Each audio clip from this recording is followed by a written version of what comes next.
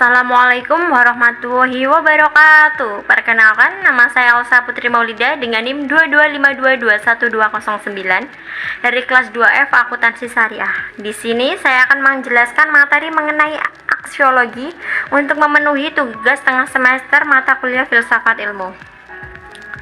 Pada pembahasan kali ini kita akan membahas yang pertama yaitu pengertian aksiologi, yang kedua yaitu teori-teori aksiologi, yang ketiga yaitu etika, dan yang keempat yaitu estetika.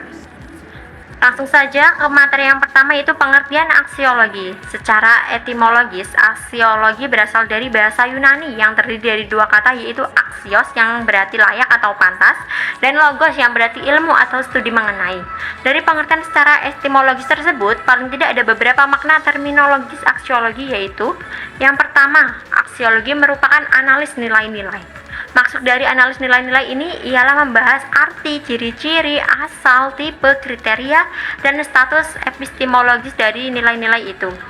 Yang kedua yaitu aksiologi merupakan studi yang menyangkut teori umum tentang nilai atau suatu studi yang menyangkut segala yang bernilai. Dan yang ketiga yaitu aksiologi adalah studi filosofi tentang hakikat-hakikat nilai. Pernyataan ini mengenai hakikat-hakikat nilai dapat dijawab dengan tiga cara. Cara yang pertama yaitu nilai sepenuhnya bersifat subjektif. Ditinjau dari sudut pandang ini, nilai-nilai merupakan reaksi-reaksi yang diberikan oleh manusia kepada pelaku. Yang kedua, nilai-nilai merupakan kenyataan, namun tidak terdapat dalam ruang dan waktu.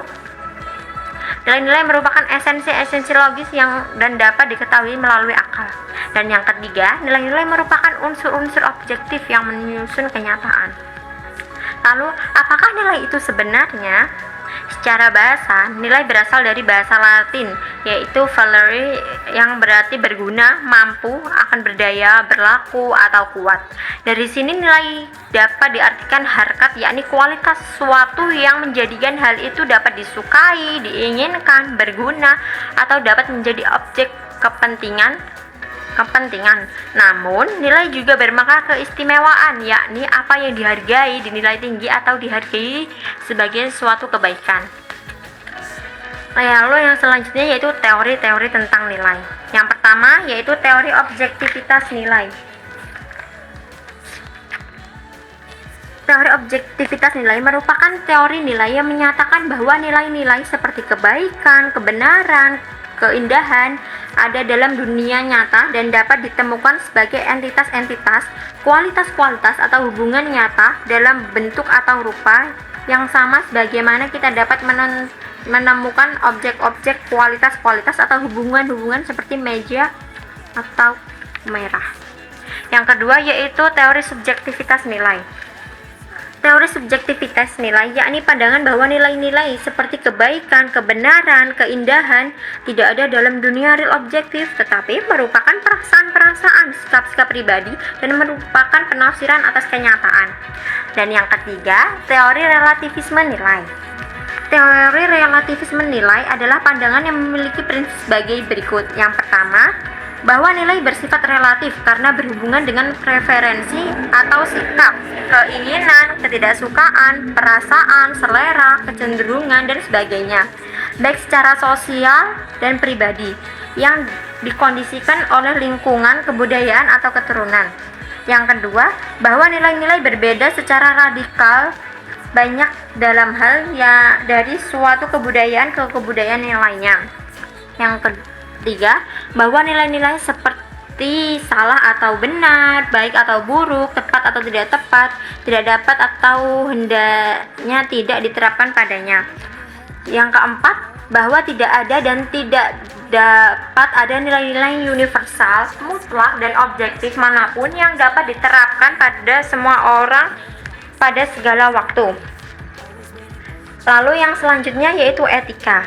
Secara etimologis, etika berasal dari bahasa Yunani, yaitu dari kata etikos atau etos yang berarti adat, kebiasaan, dan praktik. Dalam preferensi para ahli, etika secara garis besar dapat diklasifikasikan ke dalam tiga bidang studi. Yang pertama yaitu etika deskriptif. Etika deskriptif mengurai dan menjelaskan kesadaran dan pengalaman moral secara deskriptif. Yang kedua yaitu etika normatif. Sistem-sistem yang dimaksud untuk memberikan petunjuk atau penuntun dalam mengambil keputusan yang menyangkut baik dan buruk, benar dan salah. Dan yang ketiga yaitu metaetika. Metaetika merupakan suatu studi terhadap disiplin ilmu etika. Lalu materi selanjutnya yaitu antara relativitas dan absolutisme etika. Relativisme etika adalah pandangan bahwa tidak ada prinsip moral yang benar secara universal. Kebenaran semua prinsip moral bersifat relatif terhadap budaya atau pilihan individu. Absolutisme etika yakni bahwa ada berbagai kebenaran moral yang universal atau setidaknya satu kebenaran moral yang universal. Lalu yang materi yang terakhir yaitu estetika. Estetika adalah cabang filsafat yang mempersoalkan seni atau art, keindahan atau beauty. Istilah estetika berasal dari kata Yunani yaitu aestheis, yakni berarti pencerapan indrawi, pemahaman intelektual atau intellectual understanding, atau bisa juga berarti pengamatan spiritual. Istilah art atau seni berasal dari kata Latin arts yang berarti seni, keterampilan, ilmu, atau kecakapan. Sekian materi dari saya. Bila ada salah kata, saya memohon maaf yang besar-besarnya. Wassalamualaikum warahmatullahi wabarakatuh.